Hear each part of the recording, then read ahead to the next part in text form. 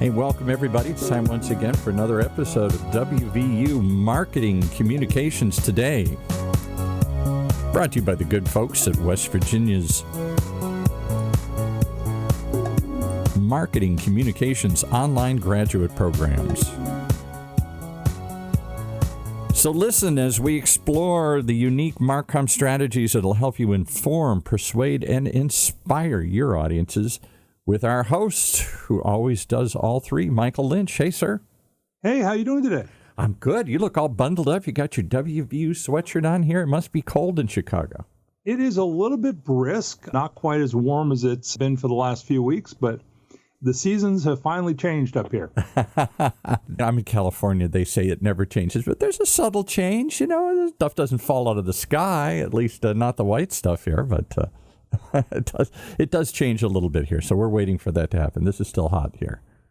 Yeah, we're changing our leaves and we're changing our clothes and we're changing just about everything up here. So yeah, it's just getting ready for the winter. Well, let's change the subject and get into today's topic, how a history major got into motorsports PR. I want to hear this because I'm a big fan of motorsports. I grew up in the Motor City and I was a history major too.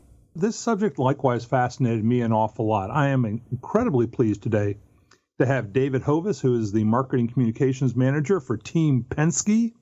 So, David, first of all, I don't want to take up the whole time talking about this, but I know Team Penske is into a number of different types of racing or styles of racing, and I just get so confused. There's stock cars, there's Indy cars, there's truck racing, there's IMSA, whatever IMSA stands for. I mean, what different kind of racing platforms are you involved with? Well, first of all, thank you, Michael, for having me as a guest today. I work for Team Penske, and we are a large motorsports team based in Mooresville, North Carolina, just north of Charlotte. And we do compete in many different series and classes. NASCAR, people I'm probably most familiar with, the NASCAR Cup Series, where we have 3 cars in that. NASCAR Xfinity Series, where we have 1 full-time car in that. NTT IndyCar Series, which we have 3 cars that most people closely identify with Indianapolis 500. There is a full-on season schedule outside of just the Indy 500 that make up that series, and we've been the most successful team in that for quite a number of years now. IMSA, which is what I currently work in as the Marketing Communications Manager, which is sports car racing. If anyone's familiar with the 24-hour Le Mans or that saw Ford versus Ferrari, now that was a long time ago at Le Mans, but that's what those cars resemble here in America. And then we also race in Australia in the Supercar Series with DJR Team Penske. Obviously, those cars aren't based in Mooresville, North Carolina, but we've won a number of consecutive championships in that series as well. Wow, that is great. Thank you for going over that. I just got to wonder, first of all, what made you decide to study history as your undergraduate? And subsequently, how does a history major end up working for a racing company? Well, history's always been something that's been very much of an interest to me. You know, back in the day, 20, 30 years ago when I was in college, I wish I'd have gone in with more of a specific goal in mind of what I wanted to be when I grew up, but I really didn't know. So history is something that, you know, by default almost ended up with that degree because it was something that was very much of interest to me. I just wanted to get a degree and also go into the workforce, which is kind of what you were able to do in the mid-90s and earlier than that, not so much these days. So that's what I did. I graduated with my history degree. And, you know, being from North Carolina, born and bred, went to the University of North Carolina at Charlotte as my undergrad. You can't throw a rock without probably hitting somebody that either works in NASCAR specifically or knows somebody that does. So once I graduated, I was lucky enough to meet a former NASCAR Cup Series driver that through a fraternity brother of mine. We became friendly. He asked me to come work for him on a personal level, which I did for a couple of years. And once I got in there and saw, you know, how marketing, communications, and public relations worked in the Cup Series, I thought, well, you know, that's something that I feel like I could do. You know, even though I didn't have an education background in marketing communications, I felt like I could pick up on it fairly easily. So that's what I did. I just kind of studied and learned and was always taking mental notes and was able to gradually turn that into a traveling public relations gig that has basically in one way or another led me to where I am today in my 11th year at Team Penske. Wow. Yeah. So I'm the perfect example, to go back, I'm the perfect example of networking and the importance of networking and on-the-job training just as much as educational background. Don't get me wrong, that's important too. I think they both go hand in hand, where I was lucky enough to network and get on-the-job training. Absolutely. Yeah. One of my favorite comedians, Paula Poundstone, has this joke. She says, why do adults ask kids what they want to be when they grow up? And she said, because adults are looking for ideas. And very much similarly, when I started my undergraduate work, I didn't know what I wanted to be or what I wanted to do anyway. But very similar between you and me, you decided to go back and get your master's degree after 16 years, and I decided after 12 or so years. So what made you decide to go back and complete a master's degree?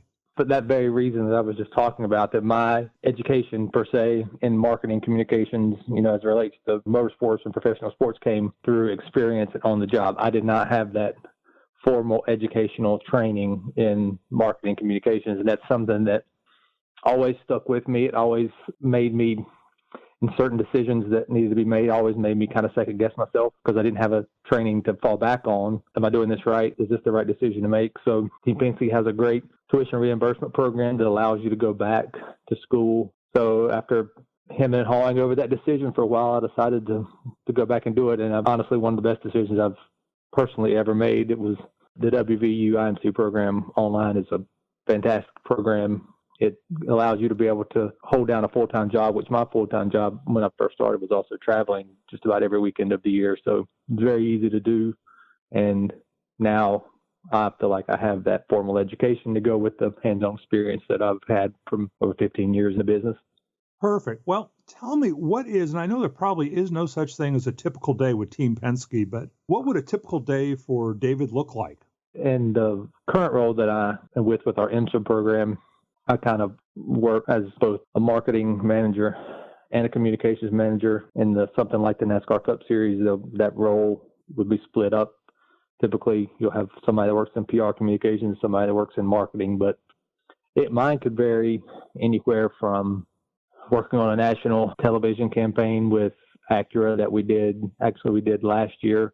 Two of our drivers, Elio Castroneves and Juan Pablo Montoya, who people probably most familiar with from our IMSA roster drivers, took part in a national Acura campaign last year over the winter into the 2020 season. So it could be anything from massaging and working on scripts and things of that nature to answering emails or pitching interview opportunities for the next race coming up, writing website content. That's what I did this morning, writing content for our website and anything in between.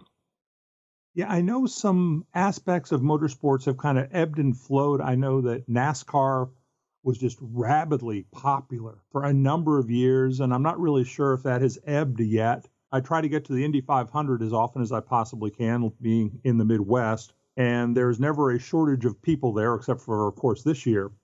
But what have been the biggest changes that you've seen? You've been at this for a little while, so what are the biggest changes you've seen in sports public relations and sports marketing? Probably the biggest thing that I've seen, and I don't think I would be alone if you asked other motorsports marketing communication professionals or in any other sport, the biggest thing is the rise of social media and the ability to self-promote, to be honest, quite frankly, turn yourself and or your race team into your own almost news outlet and content generating entity, more so than when I first started in this in 2005. And I see that continuing, well on into the future as newsrooms have shrunk, as, social media influencers have risen.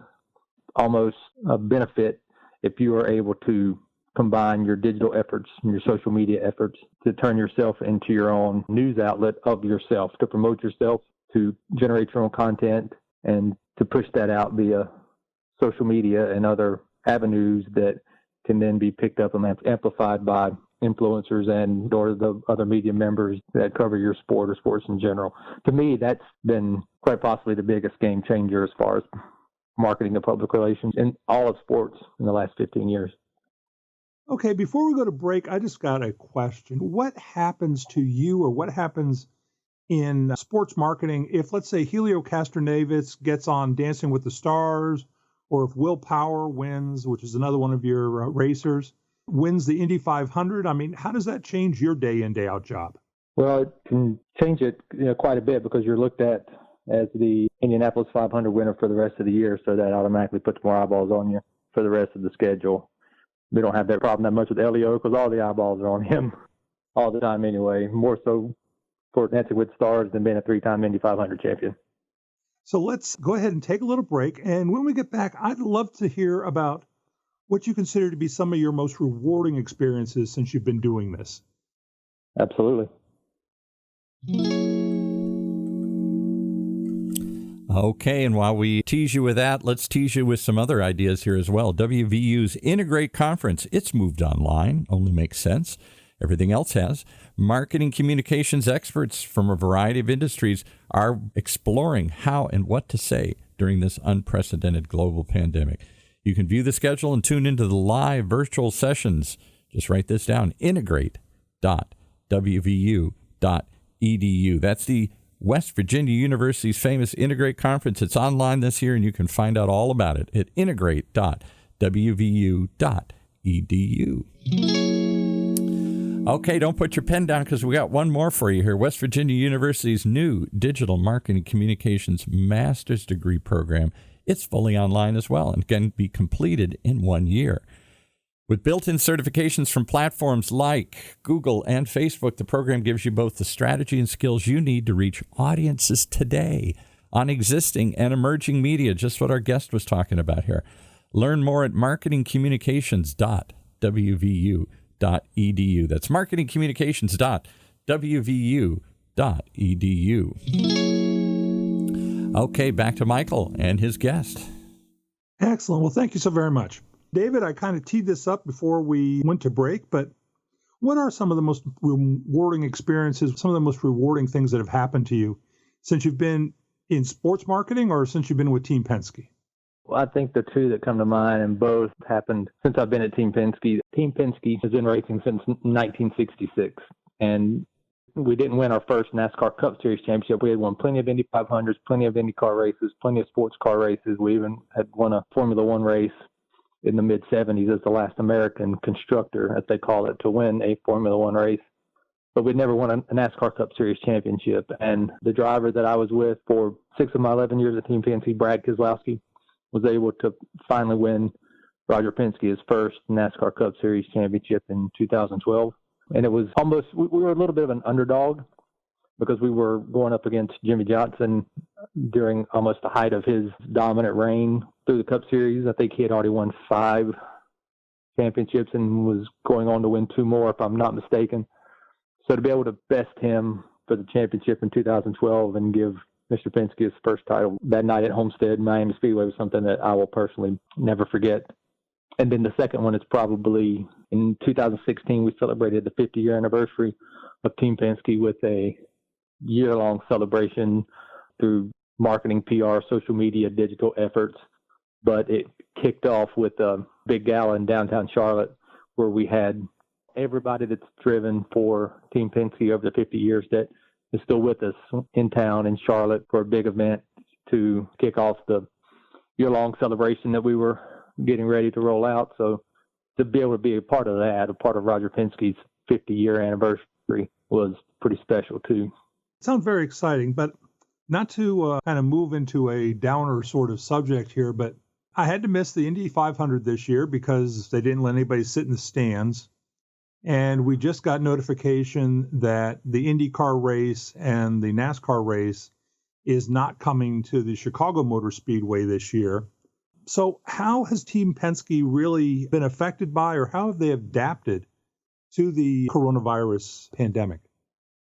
Well, to start off with, in January of this year, Mr. Penske and the newly created arm of Penske Corporation called Penske Entertainment, recently they completed the purchase of Indianapolis Motor Speedway and the IndyCar Series in January.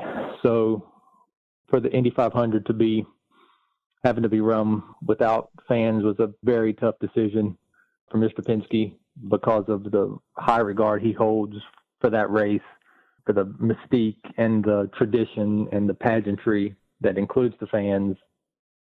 He holds that in such high regard that was a very tough decision for him to have to make. So number one, we were up close, front and center to that decision on a smaller level, but obviously it's a part of our company that now are the stewards of Indianapolis Motor Speedway.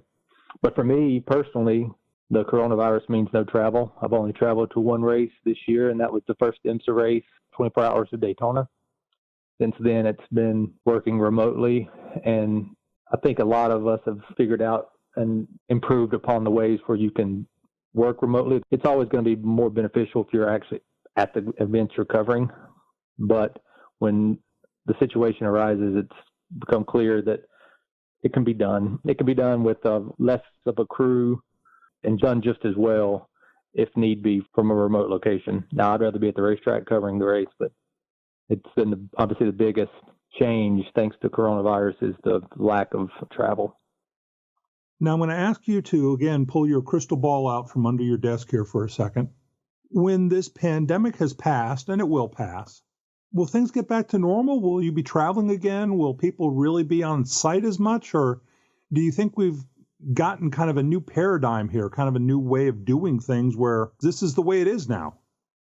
I don't want to speak for NASCAR or IndyCar or IMSA, but I would obviously think that there are going to be some changes and shifts in the way things are done. I don't know if I would call it a paradigm shift, but I think we will see some of the protocols and processes that have been forced into place because of the pandemic will stick around. I don't know which ones those would be, but I do think that it's going to change all sports, not just motorsports, but all sports. So again, what that's going to look like moving forward into 2021, I'm not sure. I'm actually hopeful to maybe go to one of the last couple IMSA races this year, as long as there are no big outbreaks, big spikes in cases within the team or within the IMSA series. I'm hoping to get to a couple by the end of the year.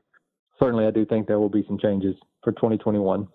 A quick question, and I know this might not be the fairest question, but how are shifting demographics, how are the changes in just the makeup of America, how's that affecting the racing community right now from a point of view of fans? I don't know that it's had a huge effect. What we've seen in 2020, you may have seen that Michael Jordan announced that he will be starting a NASCAR Cup Series team with Denny Hamlin for the 2021 season. So obviously Michael Jordan brings a different audience from his NBA playing days that normally watch NASCAR racing, but him growing up in North Carolina down in Wilmington, he's been a NASCAR fan all his life. His parents used to take him to races, so he's excited about this new venture with he and Denny Hamlin with Bubba Wallace as their driver. That will bring about a fairly significant and welcomed new audience to NASCAR racing, and I'm sure the folks down at Daytona Beach were pretty happy when that announcement was made. Oh, yeah. I will tell you, having lived in North Carolina for a while myself, and you and I have had this conversation, it's hard to go too far, particularly if you're in Western North Carolina, without running into some form of racing. There is one thing, though, that I do see growing, that is university programs in sports marketing and sports management, and that sort of change or that sort of offering in universities that wasn't there before. So what would you suggest to someone who is thinking about going into sports marketing or public relations or just making a shift in their career? Right now, there's the program of find something new, as many jobs are shifting and changing and some disappearing. So what would your advice be to someone who's getting ready to shift gears, so to speak? No pun intended. As it relates to motorsports in general, I would tell them to be prepared to start off and do anything that they could to get their foot in the door. It's really hard. And that's something that my eyes have been open to more in the past few years than maybe they ever have been, is how hard it really is now to get into the marketing and communications department of race teams. There aren't many of us. There are more football teams and Major League Baseball teams than there are, the top NASCAR Cup Series teams or the IndyCar teams that you identify with those particular series. So I would say be persistent, get as much experience as you can, whether that's at the local level. Not a lot of people that are going to make a career change don't want to drop down and try to grab experience working at your local short track, if your local short track is even up and running these days, and a lot of them have gone by the wayside. But that's kind of what you have to do, is just to build upon that experience. Stay on top of social media and the changing landscape and environment of social media.